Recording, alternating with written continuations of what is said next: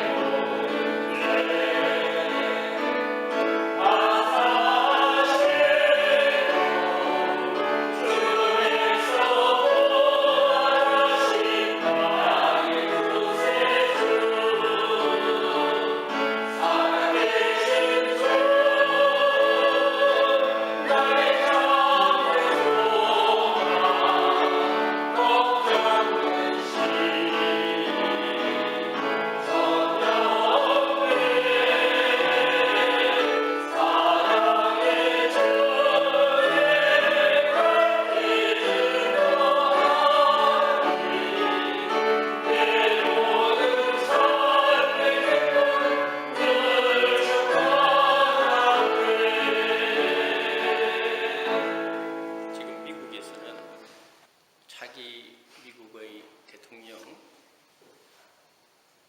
선거를 앞두고 각 당에서 대선 주자 내보내기 위한 불꽃 튀는 선거전을 벌이고 있습니다.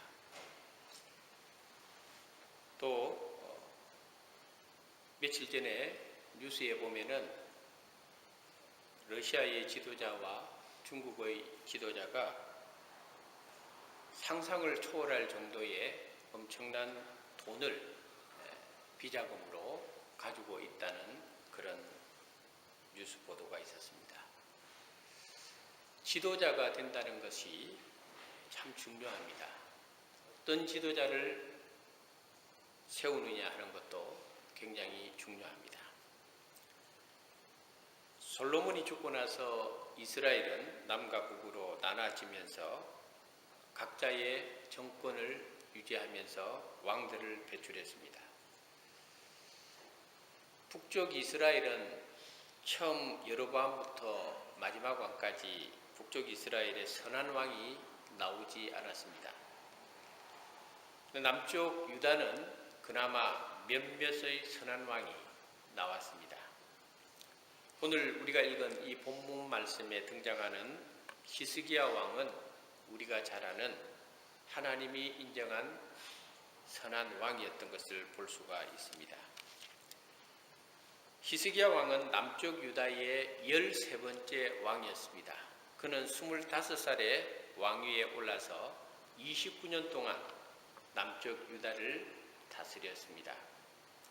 하나님 앞에서 특별히 인정을 받았던 그런 왕이었습니다. 물론 히스기야 왕이 순간적으로 실수를 한 것도 몇 가지 있었습니다만은 하나님은 히스기야 왕 전체를 보면서 하나님의 인정을 받는 그런 선한 왕이다라고 성경에 기록되어 있습니다.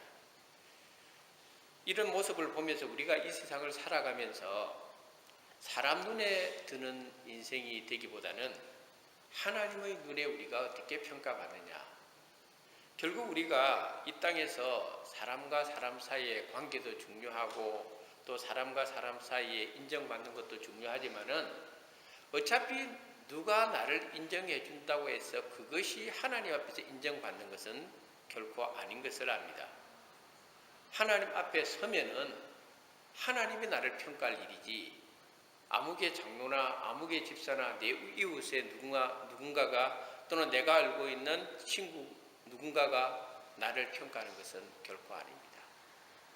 그래서 우리는 신앙의 문제를 깊이 고민하면서 살아갈 때에 사람 눈에 들기보다는 하나님 눈에 들 수 있는, 사람에게 인정받기를 좋아하고 사람의 평가에 민감하기보다는 내 인생을 지켜보시는 하나님 앞에서 우리가 어떤 평가를 받을 것인가, 이게 굉장히 중요하다는 것을 여러분들에게 말씀드리고 싶습니다. 왜냐하면 우리는 여전히 사람의 평가에 너무 익숙해져 있고 사람들로부터 관심받고 싶고 사람들로부터 인정받고 싶어하고 남에게 내가 이왕이면 돋보이고 착한 사람으로 인정받기를 원하는데 사람에게 인정받는 것이 하나님께 곧 인정받는 것은 결코 아님을 우리는 알아야 합니다.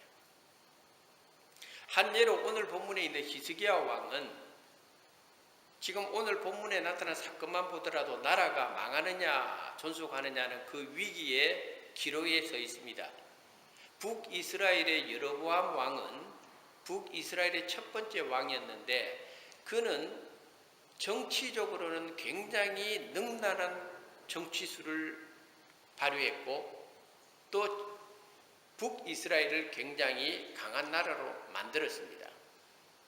우리가 생각할 때는 백성들이 생각할 때는 여로보암은 정말 좋은 왕으로 평가받을 수가 있습니다. 그러나 하나님은 여로보암을 아주 악한 왕으로 평가해버렸습니다. 그와는 다르게 오늘 본문에 나타난 이 히스기야 왕은 그렇지 않았습니다. 오늘 히스기야 왕의 삶 속에 큰 위기가 닥쳤는데 그것은 당시의 최강대국 중이었던 북아수르라는 나라가 북이스라엘을 멸망시키고 나서 그 다음에 바로 히스기야가 통치하고 있는 남쪽 유다를 향하여 진격을 해왔습니다. 그때에 아수르 왕이 산헤립이었는데 이 산헤립이 사신을 보냅니다. 자기 밑에 있는 총사령관이었던 랍사게라고 하는 사신을 히스기야에게 보내서 항복을 하라고 합니다. 오늘 본문에 있는 이사야서 37장 바로 앞에 36장을 읽어보면 자세한 내용이 나옵니다. 단순히 항복하라 이렇게 하면 되는데 그 내용을 보면은 굉장히 히스기야 왕에게 영적으로 고통을 주는 내용들이 그 속에 몇 가지 포함되어 있습니다. 랍사기를 통하여 산헤립이 보낸 한국 문서에 보면은 군사력으로 네가 나를 이길 수 있느냐? 맞습니다. 군사력으로 남쪽 유다는 결코 아수르를 이길 수가 없습니다. 그 다음에 산헤립이 말합니다. 네가 하나님이 너희 나라를 보호해 준다고 해서 정말 보호해 줄 수 있다고 생각하느냐? 지금까지 열국이 자기들의 신들을 다 섬기고 부르짖었지만은 아수르를 넘어서서 보호해 준 신은 없었다. 마찬가지로 남쪽 유다 너희도 하나님을 찾고 부르짖는다 할지라도 하나님이 너희를 보호해 줄 수 없다. 이런 내용의 글을 히스기야 왕에게 보냈습니다. 그런데 우리가 오늘 이 히스기야 왕이 겪고 있는 이 정치적인 위기, 국가적인 위기를 가만히 보면은 왜 하나님을 잘 섬기는 히스기야 왕에게 나라가 망하느냐 존속하느냐는 이 절대절명의 위기에 서게 하셨는가? 하나님을 잘 섬기면은 모든 일들이 평안해야 되는데 히스기야 왕은 정말 하나님을 잘 섬기는 왕이었는데 왜 이 왕에게 이런 고난이 닥쳤느냐? 우리가 오늘 이 부분을 다시 한번 생각해 볼 필요가 있는 것입니다. 히스기야 왕이 25살에 왕위에 올랐을 때에 그때 남쪽 유다는 엉망이었습니다. 정치적으로도 경제적으로도 종교적으로도 너무도 나라 꼴이 말이 아닌 상황에서 25살에 왕위에 올랐습니다. 젊은 나이였지만 히스기야는 생각했습니다. 하나님의 백성이고 하나님을 섬기는 우리나라가 정치적으로 경제적으로 종교적으로 이렇게 처참한 상황이 되었던 이유는 아버지께는 미안하지만 히스기야 왕 자기 아버지의 잘못이었다라고 히스기야 왕이 알았습니다. 히스기야 왕의 아버지는 아하스 왕이었는데 아하스 왕은 재위기간 동안에 하나님을 섬기지 않았습니다. 그는 우상을 숭배했습니다. 이스라엘 백성들을 영적으로 굉장히 어두운 곳으로 이끌었습니다. 그 결과 히스기야 왕이 왕위에 올랐을 때에 나라가 그와 같이 엉망인 상태로 바뀌어졌습니다. 그래서 히스기야가 결심을 합니다.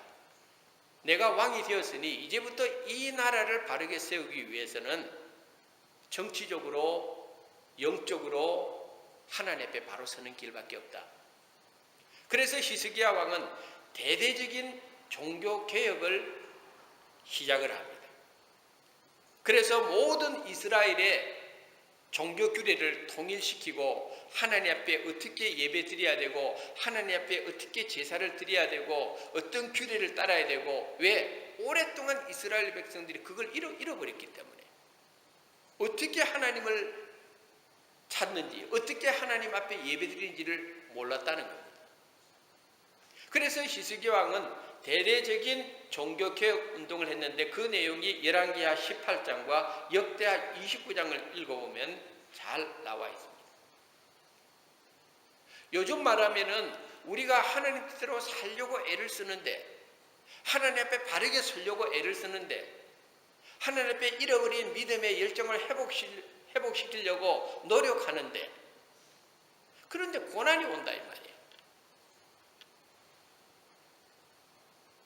정말 하나님 앞에 우리가 믿음으로 살려고 애를 쓰면은 고난이 없어야 되는데, 오히려 히스기야 왕처럼 종교개혁을 일으키고 하나님의 백성들을 하나님 앞에 바르게 세우려고 그러고 잃어버린 종교적인 규례, 또 하나님 앞에서 바르게 성전을 세우고 이런 일에 히스기야 왕이 뛰어들었는데 나라는 오히려 이런 위기에 빠져버린다.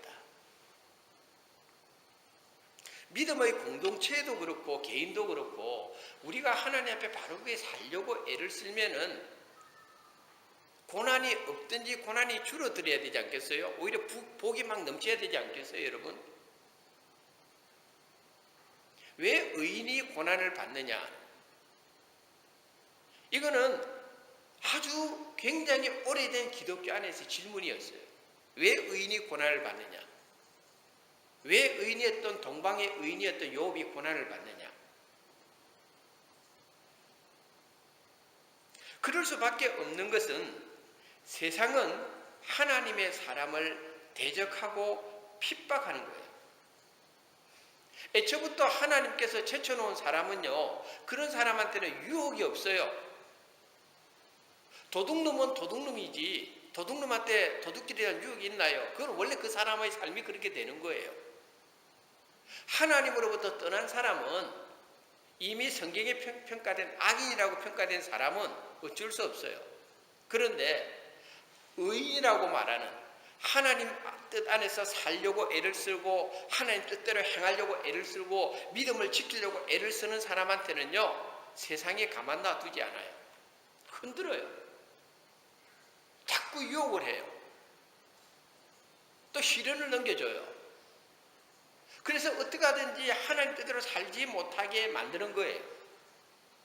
히스기야 왕이 하나님 안에서 바르게 나라를 통치하고 하나님 안에서 바르게 하나님 백성들 세우려고 하니까 악한 것들이 몰려드는 거예요.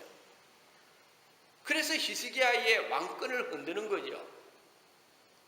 예나 지금이나 여러분들 믿음으로 살려고 하면은요, 정말 유혹이 많아요. 그렇다고 해서 우리가 믿음을 포기할 수 있겠습니까? 조금 어려운 일이 있다고 해서 하나님과의 관계를 끊을 수 있겠습니까? 그거는 성경이 말해주는 하나의 신앙의 법칙이에요. 의인은 고난을 많이 받을 수밖에 없어요. 의인은 핍박을 받을 수밖에 없어요. 믿음으로 사는 사람한테는요, 그래서 사도 바울이 믿음의 선한 싸움을 싸워야 된다는 이유를 고백하는 것이 바로 거기에 있는 거예요. 우리가 살아가다 보면은 여러 가지 문제를 다 만나게 되어 있습니다. 오늘 본문에 나타난 히스기야는 정치적인 문제고 국가적인 위기죠. 근데 우리가 살아가는 모든 문제 속에는 그것이 개인의 문제든 가정의 문제든 부부의 문제든 사업의 문제든 직장의 문제든 학업의 문제든 자녀의 문제든 우리가 경험하는 모든 문제들은 표면적으로 볼 때는 인간적인 우리 삶 속에서 일어나는 그런 세상적인 일로 인해서 이런 문제가 발생했다 이렇게 생각이 쉬운데, 내면을 들어가 보면요, 전부 영적인 문제예요. 전부 영적인 문제예요. 히스기야가 당한 문제는 겉으로 볼 때는 나라의 힘이 분명히 아수르보다 남쪽 유다가 약하죠. 군사력이 열세죠. 그거는 겉으로 보는 문제예요. 그런데 히스기야가 하나 깨달은 게 있어요. 이거는 단순히 군사력 문제가 아니고 영적인 문제라는 거예요. 군사력 문제가 아니에요. 영적인 문제예요. 성경에 나타나는 많은 이스라엘의 위기는요, 따지고 보면 다 뭐 군사력이 약하고 정제력이 어떻고 뭐 해도 결국 들어가 보면 다 신앙적인 문제예요. 하나님과의 관계의 문제예요. 오늘도 마찬가지예요. 저 원수덩어리 남편하고 아내가 남편에 대해서 굉장히 불만이 많죠. 아내는 남편에 대해서, 남편은 아내에 대해서 불만이 많죠. 겉으로 볼 때는 그 아내, 그 남편 문제가 아니에요. 사실 내면적으로 들어가면 영적인 문제예요. 자녀들도 마찬가지예요. 자기가 나누고 저 누구 뱃속에서 나왔나 하지만은 사실은 영적인 문제예요. 우리 삶 속에서 공부하는 문제, 사업에서 문제, 직장의 문제 다 따지고 들어가면요, 전부 근원은 영적인 문제예요. 2단계까지 여러분들이 캐치할 수 있는 영적인 민감이 있어야 돼요. 그게 캐치 안 되면은 자꾸 눈에 보이는 현실적인 것에서 자꾸 원인을 찾으려고 그래요. 어떤 문제든지 내 삶 속에서 얽히고 설켜 있는 문제들은 따지고 보면요, 다 무슨 문제라고요? 영적인 문제예요. 여러분 그걸 알아야 돼요.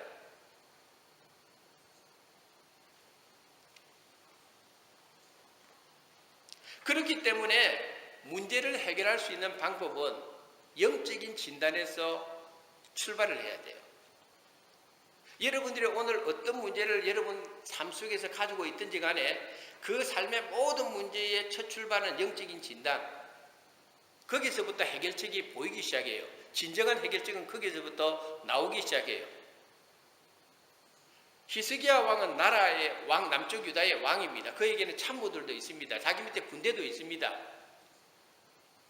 그런데 거기에서 해결책이 나올 수 있는 건 아무것도 아니에요. 요즘 계속적으로 우리 사회의 화두는 뭔가 하면 인공지능이죠. 인공지능이죠. 이세돌이 알파고하고 바둑 대결을 했을 때에 이세돌하고 알파고, 다시 말해서 모든 바둑에 대한 많은 정보를 가진 컴퓨터 2000대하고 이세돌하고 싸움이었어요. 그런데 인간이 가지고 있는 모든 문제들이 컴퓨터 2000대가 아니라 2만 대를 넣고 20만 대에다가 모든 자료를 입력시켜 놓는다고 해서 우리 인생의 문제가 해결될 수 있을까요, 여러분? 해결될 수 없습니다. 결국은 영적인 것에서 문제 해결이 나와야 되죠. 하나의 중요한 성경이 가르쳐주는 공식은 영적인 공식이에요. 그 공식을 무시하고 자꾸 인간의 이성과 인간의 논리와 인간의 이해와 설득을 통해서 뭔가 내 삶의 문제를 해결하려고 할 때 인간은 결국은 또 실패합니다.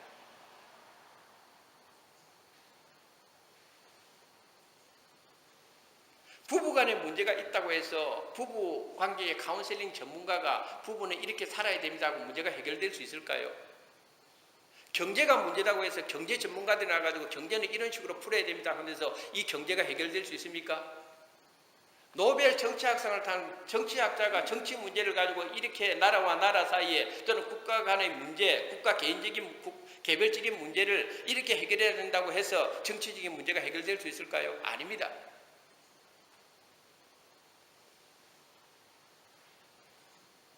결국은 하나님께서 오늘 히스기야 왕이 겪었던 이 위기를 통해서 어떻게 그 위기를 극복시켜 줄 수 있느냐 하는 이 문제는 히스기야 왕 개인의 문제가 아니고 우리 성도들에게 살아가면서 우리들이 부딪히는 여러 가지 모든 다양한 문제들의 해답이 여기에 있다는 걸 가르쳐줘요. 그 뭐냐? 하나님 앞에 엎드리는 거다. 결국은 하나님 앞에 내 문제를 하나님이 해결시킬 수 있도록 하는 거다.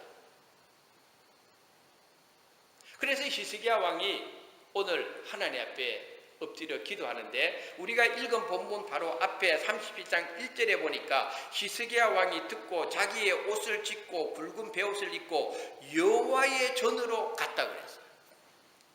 하나님의 성전에 갔습니다. 그리고 왕궁 맡은 자 엘리야김과 서기관 셈나와 제사장 중 어른들도 굵은 베옷을 입으니라. 왕이 그들을 아모스의 아들 선지자 이사야에게로 보냈다 그랬어요. 첫째는 우리 삶의 많은 문제들을 만났을 때에 우리가 하나님 앞에 겸손함을 먼저 가져야 돼요. 사람이 겸손해지기가 정말 어려워요. 여러분, 겸손해져야 된다, 겸손하게 살아야 된다 말은 잘하죠. 그런데요, 겸손해지기 정말 어렵습니다. 조금이라도 내 눈앞에 누군가가 사람들이 내 앞에 굽신굽신거리면요, 사람이 그 순간 교만해져요. 남들보다 돈 좀 벌기 시작하죠. 사람 교만해져요. 더 좋은 차, 더 좋은 집에 살기 시작하죠. 교만해지기 시작해요. 더 높은 자리에 올라가죠. 교만해지기 시작해요. 한순간입니다. 사람이 교만해지는 것은. 그래서 우리가 우리 삶에 어떤 문제가 있었을 때에 내가 하나님 안에서 겸손함을 잃어버리지 않았을까? 내 안에 교만한 부분은 없을까? 교만은 멸망의 선봉이라고 성경이 말해주고 있어요. 철저하게 우리 자신이 매일 매순간 교만으로부터 내를 지킨다는 훈련이 매일매일 우리 속에 있지 않으면요, 어느 순간에 우리가 정말 목이 고준 백성으로 하나님 앞에 뻣뻣한 자세가 될 수 있어요. 히스기야 왕은 굵은 베옷을 입고 하나님 앞에 엎드렸어요. 거기에는 뭐 왕의 채통도 왕의 권위도 다 필요 없어요.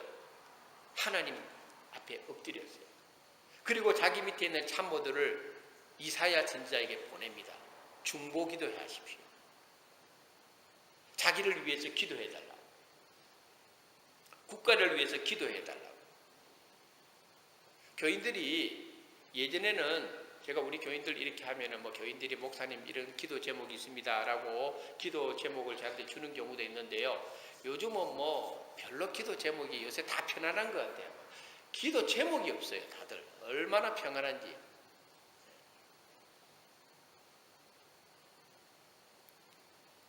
영적 지도자를 통해서 중보 기도를 할 수 있다는 것은 굉장히 우리 신앙생활에 중요합니다. 히스기야 왕은 하나님 앞에 자기 자신이 엎드렸지만은 또 한편으로는 이사야 선지자의 중보 기도를 요청했던 것을 봅니다. 그리고 히스기야는 하나님 앞에 간절한 마음으로 기도합니다. 그때 성전에서 들리는 것은 히스기야 왕의 눈물의 기도 외에는 들리는 소리가 없어요. 이게 살리는 길이에요. 이게 내가 살 수 있고 공동체가 살 수 있고 이스라엘이라고 하는 믿음의 국가가 살 수 있는 길이 여기 있어요. 우리는 오늘날 너무 많은 소리를 듣고 살아요. 너무 많은 소리를 듣고 살아요. 너무 많이 또 말하고 살아요. 말하는 것이 어렵습니까? 듣는 것이 어렵습니까? 말하기는 쉬워요. 어떻게 보면 우리는 말의 소음 속에 살아가요. 거기에는 해답이 없어요. 출애굽기 14장에 이스라엘 백성들이 애굽에서 나왔는데 앞에는 홍해 바다가 놓여 있고 뒤에는 애굽의 바로의 병거가 쫓아오고 있어요. 거기에서 들리는 소리는요, 애굽의 그 군대들이 이스라엘 저놈들 잡아라 하는 그 소리가 들렸어요. 이스라엘 백성들 사이에는 우리는 그럼 어떡하냐, 여기서 이제 다 죽는구나, 애굽에 매장지가 없어서 우리가 여기서 죽어야 되느냐는 그 소리밖에 안 들렸어요. 그게 해답이 있나요? 없어요. 그때 모세가 딱 한마디 합니다. 너희는 가만히 서서 오늘날 여호와께서 너희를 위하여 행하시는 구원을 보라 그랬어요. 이런저런 소리 듣지 마라 이 말이에요. 하나님 앞에 침묵하고 하나님만 바라보라는 거예요. 사내립이 랍사기를 통해서 히스기야를 얼마나 많이 위협합니까? 얼마나 많은 이야기를 합니까? 그 소리에는 해답이 없어요. 거기에는 살 길이 없어요. 우리가 살 길은 모든 인간적인 소리, 세상적인 소리를 다 닫고 하나님께 기도하는 것 외에는, 하나님 바라보는 길 외에는 오늘 우리 삶의 어떤 문제도 해결받을 수가 없어요. 히스기야는 그것을 택했어요. 우리는 무슨 문제가 있으면 첫째 사람하고 뭔가를 자꾸 연결시키려고 그래요. 사람을 통해서 말하고 싶고 듣고 싶고 정보도 얻고 싶고 그러지 마세요. 거기에는 절대 해답이 없어요. 사람을 찾아가지도 마세요. 기대하지도 마세요. 제가 요즘 제 개인적인 이야기지만은 한 가지 제가 요새 굉장히 갈등하는 부분이 하나 있어요. 그게 뭔가 하면은 제가 타스마니아에 있을 때 조선족 한 부부가 와 있었어요. 한 1년 있었어요. 한국의 선교단체에 잘못 걸려가지고 일종의 사기 비슷하게 해가지고 타스마니아까지 왔어요. 당장 먹고 살 길이 막막해요. 그때 저희 교회도 굉장히 약한 교회였어요. 그래도 저분들을 도와야 되겠다. 그 사람들을 사기친 사람이 또 서울에 있는 대형교회 교인이에요. 그 사람들이 상처받고 왔는데 여기에서까지, 그래서 저희 집하고 그 사람들이 있는 베이스 캠프가, 김보미 집사는 잘 알겠습니다만 공항에서 지나가 소렐이라는 지역이 있어요. 한 70km입니다. 완해에. 그거를 매주일마다 픽업해 줬어요. 그리고 교회에서 선교 헌금을 따로 마련해 가지고 도와줬어요. 그분들이 1년 있다 갔어요. 그리고는 그 다음부터는 소식이 끊겼어요. 근데 지난 2월 초에 한 2달 전에 갑자기 전화가 왔어요. 한 몇 년 만에 전화 왔어요. 전화 왔는데 10몇 년 전에 떠날 때는 이제는 먹고 살 길이 막막한 인간들로 보였는데 10몇 년 만에 얼마나 크게 사업에 성공했는지, 뭐 엄청나게 성공해요. 와서 저를 찾은 거예요. 타스마니아 갔는데 저가 없다 그러니 수소문회가 메가 멜번에 있다는 걸 알고도 멜번까지 온 거예요. 가족들 다 이끌고. 근데 이분이 그래요. 목사님, 계좌 좀 주세요. 그래요. 목사님 계좌를 주세요. 그래요. 왜 그러냐 그러니까 이제는 목사님 도와야 되겠습니다. 저 이렇게 성공했는데 도와야 되겠습니다. 못 준다 그랬어요. 그러니까 사모님 계좌라도 달래. 사모님한테 얼마나 그때 밥을 많이 얻어먹고 그랬는데 사모님 계좌라도 달래. 못 준다 그랬어요. 여러분, 이게 저는 여러분에게 내 자랑을 하는 게 아니고, 난 지금도 어제도 나는 고민이 됐어. 계좌 줄 걸. 솔직히 고민이 됐어요. 계좌 줄 걸. 그런데 이게 하나님 앞에서 옳은 것일까? 저게 맞는 이야기일까? 자기가 몰고 있는 차가 어마어마차더라고요. 지금 아주 정신없이 돈을 벌었어요. 그동안에. 몇백만 불 투자하는 거는 예사고. 그런데 이게 하나님 앞에서 옳은 것일까? 자기는 선교비로 보내겠다고 하는데 우리 상식적으로 생각하면 그거 선한 거 아니에요? 선교비 받으면 되지. 그죠? 근데 이게 내가 사는 길일까? 죽는 길일까?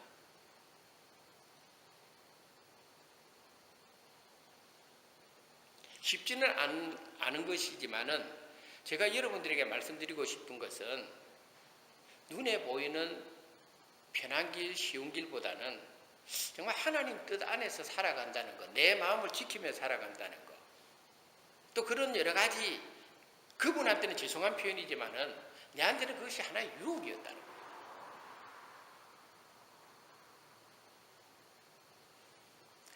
히스기야 왕은 하나님께 모든 것을 맡겨버렸습니다. 그 다음에 히스기야 왕이 할 수 있는 건 딱 한 가지입니다. 하나님이 하십시오. 하나님이 하십시오. 그랬더니 하나님께서 이사야 선지자를 통하여 이렇게 응답합니다. 내가 히스기야가 이 문제를 가지고 내게 기도하는 것을 다 들었다 그랬어요. 이 문제를 가지고 기도하는 걸 다 들었다 그랬어요. 그리고 하나님의 역사가 그 뒤에 쭉 나오죠. 이 30장 읽어보세요. 뒷부분에 놀라운 반전이 일어납니다. 히스기야 왕이 전쟁에도 나가지 않고 군사 한 명이라도 히스기야 왕의 힘으로 죽인 것도 아니고 하나님의 천사가 하룻밤에 천사 한 사람이 와가지고 아수르 군대 진영에 들어가서 18만 5천 명을 몰살시켜버렸어요. 여러분 이걸 믿습니까 여러분? 못 믿잖아. 솔직히 못 믿잖아요. 근데 여러분 믿어요. 이게 믿어져야 돼요. 여러분 눈에 아무리 안 풀릴 것 같고 불가능한 문제도 여러분이 하나님 앞에 전심으로 기도하고 그 문제를 하나님께 맡겨버리면은 내가 할 수 있는 것이 아니니까 하나님께 맡겨버리면은 하나님은 여러분들의 기도에 하나님의 방법으로 해결해 주시는 거예요. 그래서 제가 오늘 여러분들에게 욥기 5장 7절 8절에 있는 말씀, 나 같으면 사람에게 말하지 않고 욥기 5장 7절 8절, 나 같으면 하나님께 구하고 내 일을 하나님께 의탁하리라. 그에게는 기이한 일이 셀 수 없이 많고 헤아릴 수 없이 많은 일들을 행하시는 분이다. 하나님은 그런 분이다. 오늘 말씀의 결론입니다. 어려운 일을 당할 때 여러분 스스로 문제를 풀려고 하지 마세요. 베드로전서 5장 8절에 5장 7절에 보니까 너희 염려를 모두 주께 맡겨버리라고 했어요. 맡겨버리는 거예요. 넘겨버리는 거예요. 그럴 때 하나님은 우리 삶에 어떤 고민스럽고 힘들고 괴롭고 불가능한 힘든 일까지도 하나님은 하나님의 방법으로 해결해 주십니다. 어떻게 보면은 내 삶의 문제들이 굉장하게 복잡하게 얽혀 있는 것 같아도 문제 해결의 방법은 하나님께서 단순한 공식으로 우리에게 가르쳐 줬어요. 그 공식대로 내 삶의 모든 문제를 대입시키기만 하면은 그 다음은 하나님이 움직이신다는 것. 그것을 기억하시고 이번 한 주간도 여러분의 삶 속에 히스기야와 같은 겸손함으로 사람의 소리를 듣는 것이 아니라 하나님 앞에 여러분의 음성을 들려드리고 하나님의 도움을 구하고 하나님께 맡길 때 여러분의 삶 속에 반드시 하나님의 놀라운 응답이 함께 하신다는 이 믿음으로 승리하시기를 주님의 이름으로 축원하고 축복합니다. 기도하겠습니다. 하나님 아버지, 저희들의 믿음을 견고하게 세워주시기를 원합니다.